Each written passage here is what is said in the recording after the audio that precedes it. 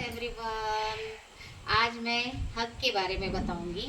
जैसे हमको कभी किसी के हक का कभी नहीं खाना चाहिए, चाहे वस्तु हो, चाहे पैसे हो, चाहे जमीन जायदाद हो, है ना। लेकिन आजकल क्या होता है, सब एक दूसरे का हक मारने के लिए आगे रहते हैं, है ना।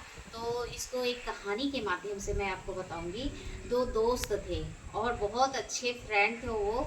और एक गांव की कहानी है। और दोनों एक ही क्लास में पढ़ते थे, पढ़ लिख के बड़े हो गए। जो एक दोस्त था वो पढ़ाई में कमज़ोर था, तो वो गांव में ही रह गया। और एक और दोस्त था, वो अच्छा पढ़ाई में भी बहुत अच्छा था, तो उसका जॉब लग गया, वो इंजीनियर बन गया।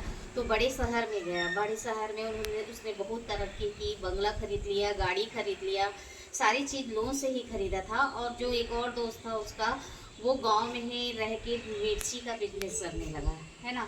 तो ऐसे करते करते बहुत दिन हो गए। तो एक दिन जो दोस्त जो शहर में गया था ना, तो उसका कंपनी अचानक से बंद हो जाता है।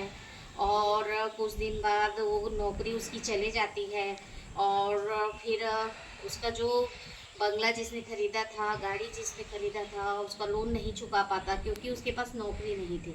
तो फिर सब चीज़ें उसको चली गई उसकी। तो फिर वो ना फिर गांव वापस आता है और अपने दोस्त के पास जाता है और सारे हाल चाल उसको बताता है। तो वो बोलता है कि ठीक है, चलो मैं तुम्हारी मदद करता हूँ, मैं तुमको 50,000 रुपये देता हूँ, तुम बिजनेस स्टार्ट करो करके। तो वो बिजनेस स्टार्ट करते हैं, ये मिर्ची का बिजनेस है मेरा, और तुम गांव गांव शहर शहर जाके इसको बेचना, मैं लोगों से तुमको मिला देता हूँ। तो वो लोगों से मिलाता है और मिर्ची का बिजनेस करने लगता है वो भी। और दोनों मिलके बिजनेस करते हैं और उसको 3 लाख का प्रॉफिट होता है। तो 3 लाख के प्रॉफिट में फिर वो बोलता है अपने दोस्त को कि आधा आधा हम लोग बांटेंगे। तो जो शहर वाला दोस्त है वो बोलता है कि सारी मेहनत तो मैंने की है, तो मैं तुमको आधा पैसा क्यों दूँ। तो फिर वो बोलता है कि नहीं, बात तो बराबर की हुई थी ना, तो तुमको तो देना पड़ेगा करके। तो बोलता है नहीं, तुम 50,000 बस रखो, जो तुम्हारा पैसा था, बाकी मैं नहीं दूंगा। तो बोलता है कि नहीं नहीं, तुमको देना पड़ेगा। तो वो क्या करता है, अपने दोस्त को मार डालता है। और फिर उसके बाद उसके घर जाता है सिंपैथी दिखाने के लिए। और उनके घर वालों को बोलता है कि देखो, इतना ही प्रॉफिट हुआ, तो मैं आपको उसका हक देने के लिए आया हूँ। 30,000 रुपये देता है, 3 लाख का उसको फ़ायदा होता है और वो 30,000 देता है। और 30,000 देता है तो उसके घर वाले भी सोचते हैं कि चलो, कितना सज्जन आदमी है जो 30,000 रुपये देने के लिए आया है, नहीं तो आज के ज़माने में कौन देता है करके। फिर ऐसे करते करते बहुत दिन हो गया, वो उन्होंने बहुत करोड़ों की जायदाद बनाई, सब कुछ हुआ, उसकी शादी हुई।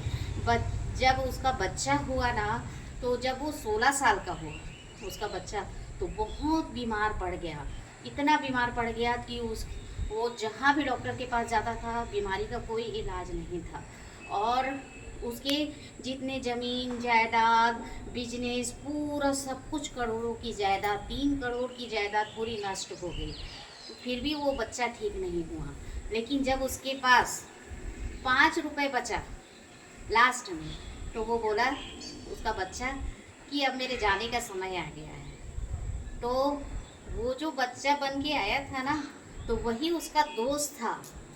और देखो, उसने 3 लाख कमाया, 1.5 लाख उसको देना था, लेकिन जस्ट उसको डबल टिबल 300 करोड़ की जायदाद खत्म हो गई। तो इसीलिए हमको इस कहानी से ये शिक्षा मिलती है कि कभी किसी के हक का चीज़ नहीं खाना है, चाहे वस्तु हो, चाहे पैसे हो, चाहे ज़मीन जायदाद हो। तो हमेशा आप लोग कोशिश करिएगा कि कभी किसी के हक का चीज़ नहीं खाना है। Okay, bye, good day.